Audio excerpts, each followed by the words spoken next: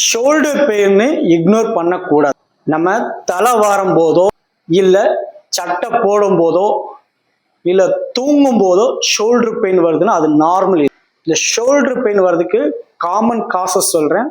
Rotator cuff muscle weakness, frozen ஷோல்டரை early stage, posture imbalance, overhead activity stress. சரி, shoulder pain இருக்கான்னு சிம்பிளாக எப்படி செக் பண்ணலாம்? நம்மளோட ஹேண்டை சைடில் இதே மாதிரி தூக்கும் போது ஷோல்டரில் பெயின் வருதான்னு பாருங்கள். நெக்ஸ்ட் இதே மாதிரி பேக்கில் ரீச் பண்ணுங்கள். பேக்கில் ரீச் பண்ணும்போது உங்களுக்கு ஷோல்டரில் பெயின் எதுவும் இருக்கான்னு செக் பண்ணுங்கள். சப்போஸ் ஷோல்டர் பெயின் இல்லை அப்படின்னா ஓகே. ஷோல்டர் பெயின் உங்களுக்கு இருக்குன்னா ஷோல்டர் ஏதாவது டிஸ்ஃபங்க்ஷன் ஸ்டார்ட் ஆகுதுன்னு வச்சுக்கோங்க. இந்த ஷோல்டர் பெயினுக்கு 3 மெயின் பெயின் ரிலீஃப் எக்ஸசைஸ் சொல்லிதான்.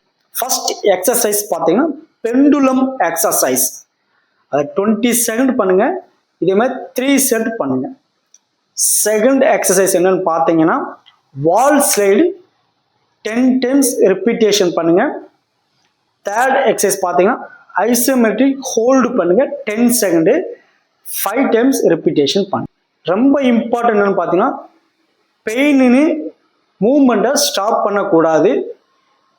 மூவ்மெண்ட்டை ஸ்டாப் பண்ணுறீங்கன்னா ஃப்ரோசன் ஷோல்டருக்கு ரொம்ப ரிஸ்க் அதிகம். ஷோல்டர் பெயின் இருந்தால் கமெண்டில் ஷோல்டர்னு டைப் பண்ணுங்க. டெய்லி ஷோல்டர் ஹெல்த் டிப்ஸ்க்கு ஃபாலோ பண்ணுங்க. சிவியர் இல்லைன்னா லாங் டேர்மாக உங்களுக்கு ஷோல்டர் பெயின் இருக்குன்னா ஃபிசியோதெரப்பி மீட் பண்ணுங்க. நான் டாக்டர் அண்ணாதுமுத்து, ஃபிசியோதெரபிஸ்ட், ஏபி ஃபிசியோ.